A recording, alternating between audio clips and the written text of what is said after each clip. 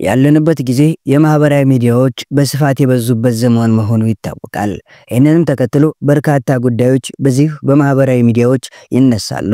ታዲያ ከሰሞኑም የአርቲስት ፍሬያት የማነና የድምፃዊ ኤፍሬም አማረ የፍቺ ጉዳይ በስፋት እየተዘዋወረ ይገኛል።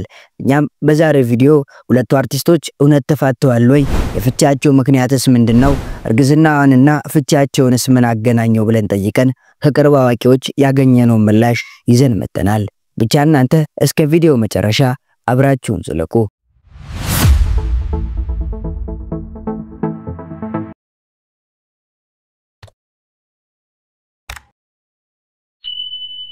በሁሉም ዘንድ ተወዳጅ ሆኑ የሙዚቃ ስራዎችን አበርክቶልናል። የትግረኛ ቋንቋ ተናጋሪ ያልሆነው ማህበረሰብም አብሮት ሙዚቃዎችን ይዘፍናል። ሳይ ሮራ አነ ማዕዛ ልቤ ህዝበ የተሰኙ ሙዚቃዎች ተወዳጅነትን ካገኙ ስራዎቹ መካከል ተጠቃሽ ናቸው። ተወዳጁ የትግረኛ ቀንቃኝ ኤፍሬም አማረ የልጅናት የሆነችው ፍሬያት የማነም ብትሆን ጥቂት የማይባሉ ተወዳጅ ፊልሞች ላይና የሙዚቃ ቪዲዮ ክሊፖች ላይ ሰርታለች። ታዲያ ከሰሞኑ ሁላችንን የሚያስደነገጠ መረጃ ስለ ሁለቱ አርቲስቶች እየተናፈሰ ይገኛል። ኑሯቸውን ከሀገር ውጭ አድርገው የሚኖሩት ሁለቱ ጥንዶች ከዚህ ቀደም በተደጋጋሚ እየመጡ በዩቲዩብ ቪዲዮ እየሰሩ ሲለቁ እንመለከት ነበር። ቀደም ሲልም እንግዲህ ቤተሰብ ዘመድ አዝማድ በተገኘበት የትውውቅ እንዲሁም የቀለበት አይነት ፕሮግራም አድርገው አንድ ላይ መሆናቸውን ካሳወቁ በኋላ አብሮ መኖር እንደጀመሩና አንድ ልጅም እንደወለዱ የሚታወቅ ነው። ከዚህ በፊት እንደሚታወቀው ከሌላ ወንድ ጋር የነበራት ጋብቻ ከፈረሰ በኋላ ከሚዲያው ጠፍታ እንደነበርና በሀገራችን ተከስቶ በነበረው የሰሜኑ ጦርነት ምክንያት አንዳንድ ጊዜ ስሟ በሚዲያ ከመነሳት ውጪ ሙሉ በሙሉ በሚባል ደረጃ ጠፍታ እንደነበር ይታወቃል።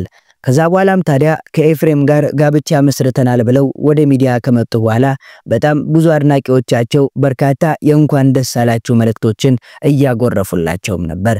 ከዛ በኋላ ታዲያ በፍሬያት የማነ ስም በተከፈተ የዩቲዩብ ቻናል እየቀረቡ ከአድናቂዎቻቸው የሚቀርብላቸውን ጥያቄዎች እየመለሱ ቪዲዮዎችን ይሰሩ ነበር።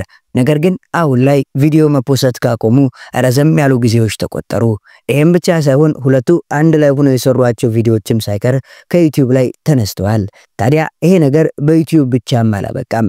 በሁለቱም የኢንስታግራም ፔጅ ላይ ተፖስተው የነበሩ የጋራ ፎቶዎች ሁለቱም ከአካውንታቸው ላይ አጥፍተዋቸዋል። ታዲያ ይሄን ተከትሎ ነው ብዙ ሰዎች ሁለቱ ጥንዶች ተለያይተዋል የሚሉ ወሬዎችን ማሰማት የጀመሩት። በጣም የሚገርመው ግን ፍሬያት ከሰሞኑ በኢንስታግራም ገጿ ላይ ነፍሰ ጡር እንደሆነች የሚያሳይ ፎቶ አጋርታለች። ነገር ግን ብዙ ሰዎች ተለያይተዋል እያሉ መጣላታቸውን ከእርግዝናዋ ጋር አያይዘው እየተናገሩ ይገኛሉ። የሆነው ነገር እውነት ከሆነ ደግሞ የሚያሳዝን ነገር ነው። ምክንያቱም ሰዎችን በመጽሐፍ ሽፋን አይቶ መፍረድ ባይቻልም እንዲሁ ሲታዩ ሁለቱም ጥሩ ምግባር ያላቸው ጥንዶች ነው የሚመስሉት። ፍሬያት የመጀመሪያ ትዳሯ ከፈረሰ በኋላ ከኤፍሬም ጋር ደስተኛ እንደሆነች ስትገልጽ ነበር። እንደዚህ አይነት ነገር ይከሰታል ብሎ የጠበቀም አልነበረም። ነገር ግን እኛ የምንመኘው ነገሩ ውሸት ሆኖ ቢቀርና ሁለቱም አንድ ላይ ተመልሰው የነበረ ፍቅራቸውን ቢያድሱ የመጀመሪያ ልጃቸውንም አዲሱ የሚመጣውን ህፃንም አብሮ ቢያሳድጉ ብለን መልካም ምኞታችንን እንገልጻለን። ምክንያቱም ሁለቱም አርቲስቶች እጅግ በጣም ተወዳጅና በርካታ አድናቂዎች ያሏቸው አርቲስቶች ናቸው። የእነሱ መታመር በርካታ አድናቂዎቻቸውን ያስደሰተ መረጃ እንደነበር እናስታውሳለን። አሁን ደግሞ መለያየታቸው ሲሰማ በርካቶችን እንደሚያሳዝንም ነው። ለልጆቻቸውም ቢሆን የሁለቱንም ፍቅር አግኝተው ማደግ አለባቸውና ለልጆቻቸው ከባድ የሚሆን እንደሆን የሚታወቅ ነው። ቀደም ብዬ እንደገለጽኩት ኤፍሬምም ቢሆን በጣም ተወዳጅ ትግረኛ ቀንቃኝ ነው። ፍሬያትም በማስታወቂያ፣ በፊልም፣ በሙዚቃ ክሊፖች እንዲሁም ፕሮግራም ሆስት በማድረግ ትታወቃለች። በኢቢኤስ ቴሌቪዥን ላይም የተወሰነ ጊዜ ስትሰራ እንደነበር እናስታውሳለን። እንዲሁም ደግሞ በሶሻል ሚዲያ ላይ ሰዎችን በመርዳት ለወጣቶች መልካም የሆኑ ሐሳቦችን በመስጠት ጭምር የምትታወቅናትና መቼም አንዳንድ ጊዜ የግል ህይወታቸው ላይ ሳካ ይችላልና በተለይም ደግሞ ለሚዲያው ቅርብ የሆኑ ሰዎች እንደዚህ ያለ ተጽዕኖ ይበዛባቸዋል። በድጋሚ እኛም ወደ ድሮ ፍቅራቸው እንዲመልሳቸው እንመኛለን።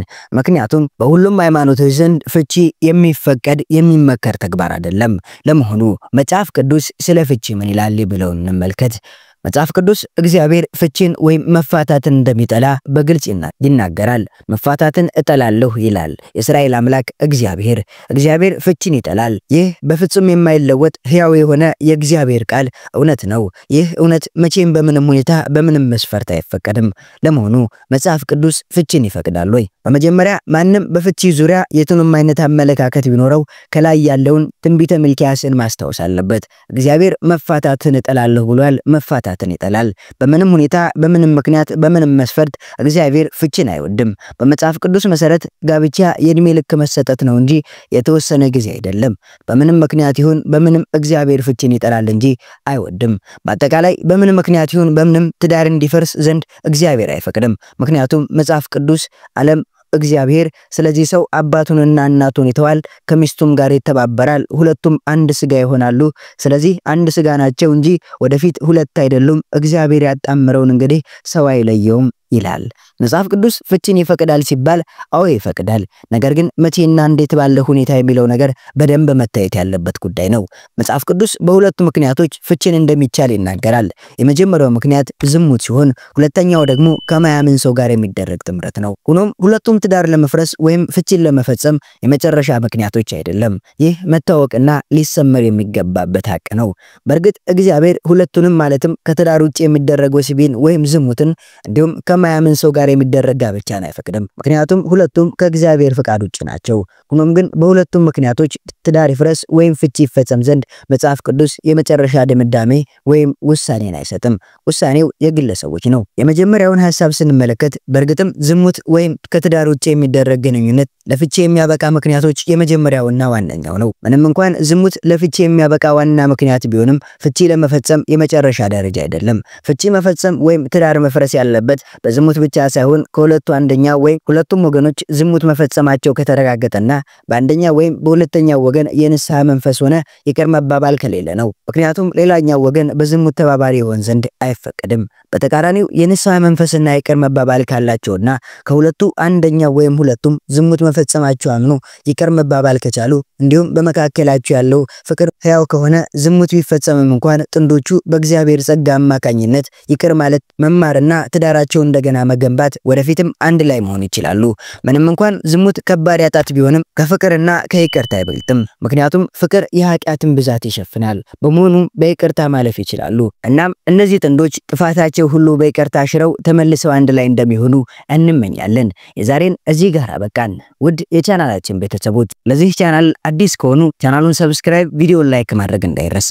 በሌላ ቪዲዮ እስከምንገናኝ ሰናይ ጊዜን ተመኘን።